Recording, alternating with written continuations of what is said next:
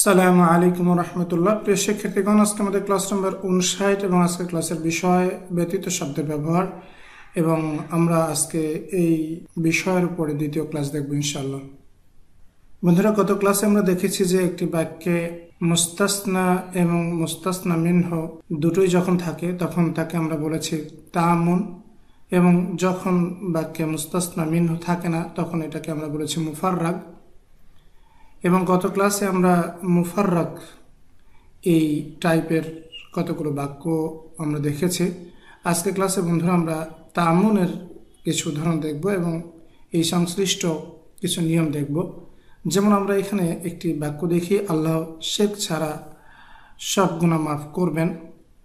বন্ধুরা, এখানে মুস্তাসনা মিনহু গুনাহ, কারণ গুনাহ থেকে শিরককে বাদ দেওয়া হয়েছে, সেক্ষেত্রে শিরক হলো এখানে মুস্তাসনা এবং গুনাহ হলো মুস্তাসনা মিনহু। তাহলে আমরা এর আরবি এভাবে করতে পারি, মাফ করা অর্থাৎ গফারা, তাহলে ইয়াগফিরু, এবং ফাইল হচ্ছে আল্লাহ, ইয়াগফিরুল্লাহ। গুনাহ জাম্বুন, এর বহুবচন হচ্ছেন জুনুবুন, সেক্ষেত্রে আমরা বলবো ইয়াগফিরুল্লাহু যুনুবা।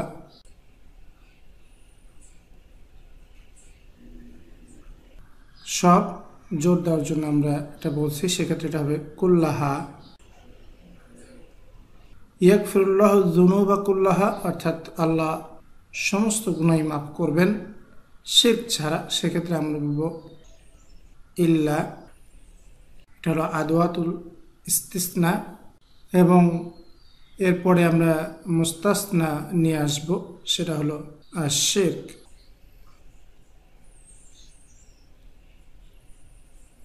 তাহলে বন্ধুরা, এই বাক্যে যুনুবা এটা হলো মুস্তাসনা মিনহু এবং বাদ দেওয়া হয়েছে শিরককে, সেক্ষেত্রে শিরক হলো মুস্তাসনা। এবং আমরা গত ক্লাসে দেখেছি যে এই ধরনের বাক্যকে আমরা বলি তাম্মুন। এবং বন্ধুরা, যখন মুস্তাসনা মিনহু থাকবে এবং বাক্যটি ধনাত্মক হবে, অর্থাৎ তাম্মুন এবং বাক্যটি হাবোধক হবে, তখন মুস্তাসনা অবশ্যই মানসুব হবে, এটা আমাদের খেয়াল রাখতে হবে। অর্থাৎ এখানে যেমন আমরা বললাম ইল্লা শিরকা, এখানে এই মানসুব হওয়ার ব্যাপারটি আমাদের মনে রাখতে হবে। বন্ধুরা, এখানে আমরা তাম্মুন এই টাইপের বাক্যের আরেকটি উদাহরণ দেখি, যেমন জান্নাগুলো খোলো, সেটা বাদে। বন্ধুরা, আমরা দেখছি যে এটা একটি আদেশ এবং এই আদেশগুলোকে আমরা বলবো হাবোধক বাক্য, সেক্ষেত্রে অবশ্যই মুস্তাসনা মানসুব হবে। যেমন আমরা দেখি এখানে একটি আদেশ করা হয়েছে ফাতাহা ইয়াফতাহু, ইফতাহ, তাহলে এটা হবে ইফতাহ জানালাগুলো, অর্থাৎ আন-নাওয়াফিযা।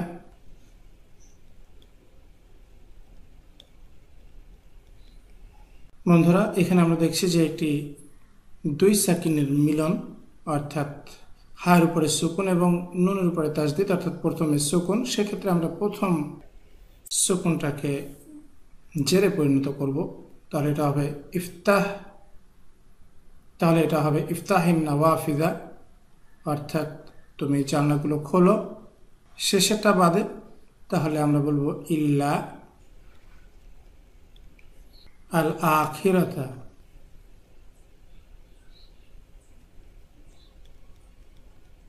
তাহলে বন্ধুরা, আমরা দেখছি যে এটাতে মুস্তাসনা এবং মুস্তাসনা মিনহু অর্থাৎ দুটি আছে, অর্থাৎ এটা একটি তামুন টাইপের বাক্য, এবং যেহেতু এটি একটি ধনাত্মক বা হাবোধক বাক্য, সেক্ষেত্রে অবশ্যই আমাদের মনে রাখতে হবে যে মুস্তাসনা মানসুব হবে, যেমন আমরা এখানে বলেছি ইল্লাল আখিরাতা।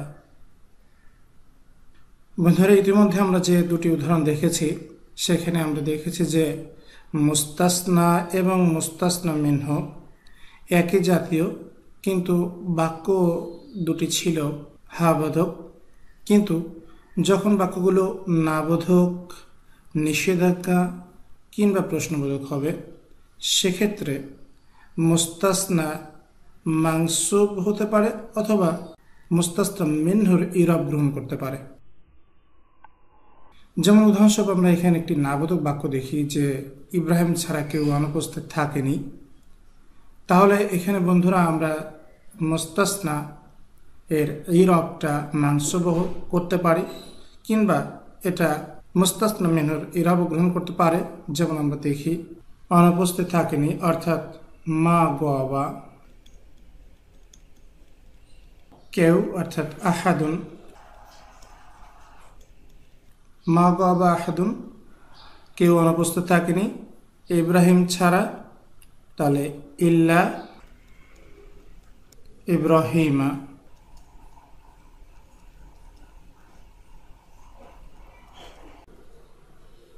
অথবা আমরা বলতে পারি ইব্রাহিম।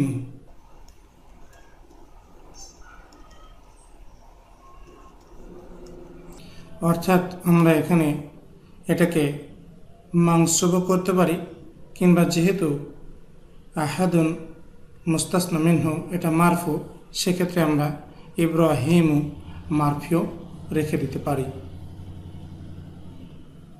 বন্ধুরা, এই পর্যায়ে আমরা একটি নিষেধাজ্ঞা সূচক বাক্য দেখি। যেমন হামিদ ছাড়া কেউ যেন বের না হয়, অর্থাৎ একটি নিষেধাজ্ঞা। সেক্ষেত্রে বন্ধুরা মুস্তাসনা এর ইরাবটা মানসুব অথবা মুস্তাসনা মিনহুর মতো করব। যেমন আমরা এখানে করব লা ইয়াখরুজ,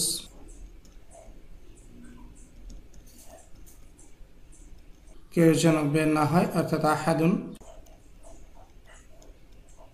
লা ইয়াখরুজ আহাদুন, কেউ যেন বের না হয় হামিদ ছাড়া, ইল্লা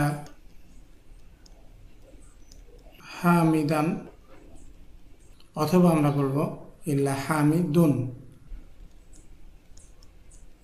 যেহেতু বন্ধুরা আমরা এখানে দেখছি যে আহাদুন এই মুস্তাসনা মিনহুটি এখানে মারফু, সেক্ষেত্রে যেহেতু এটা একটি নিষেধাজ্ঞা এবং তাআম্মুন, আমরা এটাকে মানসুব করতে পারি অথবা এটাকে মারফু অবস্থায় রেখে দিতে পারি, অর্থাৎ মুস্তাসনা মিনহু এর ইরাবটা রেখে দিতে পারি। বন্ধুরা, এই পর্যায়ে আমরা তৃতীয় টাইপ দেখি, অর্থাৎ প্রশ্নবোধক। মুস্তাসনা মিনহু এবং মুস্তাসনা দুটি রয়েছে এবং প্রশ্ন, সেক্ষেত্রেও আমরা মুস্তাসনার ইরাবটা মানসুব করব অথবা মুস্তাসনা মিনহুর ইরাব ব্যবহার করব। যেমন আমরা এখানে দেখি অলস ছাড়া কেউ কি ফেল করেছে অর্থাৎ রসাবা, তাহলে হাল রসাবা, কেউ কি ফেল করেছে অর্থাৎ আহাদুন। অলস ছাড়া আমরা বলবো ইল্লা আল কাসলানা,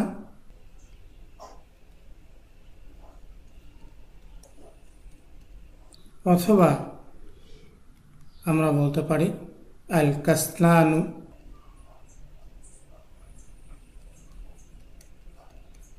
অর্থাৎ আমরা প্রশ্নবোধক তাআম্মুনের ক্ষেত্রে এটা মানসুবও রেখে দিতে পারি অথবা এটা মুস্তাসনা মিনহু অর্থাৎ আহাদুন, এটা যেহেতু মারফু সেক্ষেত্রে আমরা মারফুও বলতে পারি।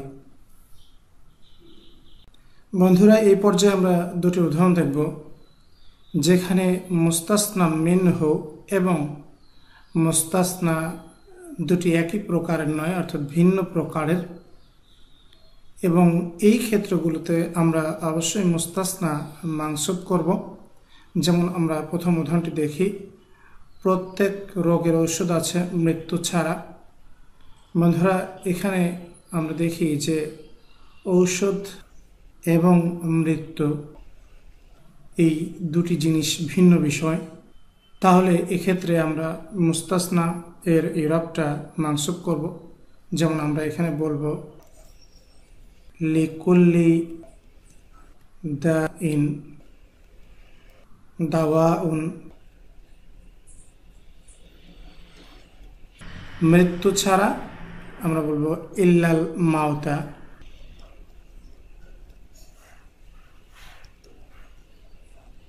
বন্ধুরা, এখানে আমরা খেয়াল করি যে যেহেতু দাওয়াউন ওষুধ মুস্তাসনা মিনহু এবং আল মাউতা মুস্তাসনা এ দুটি ভিন্ন প্রকারের, সেক্ষেত্রে মুস্তাসনা অবশ্যই মানসুব হবে।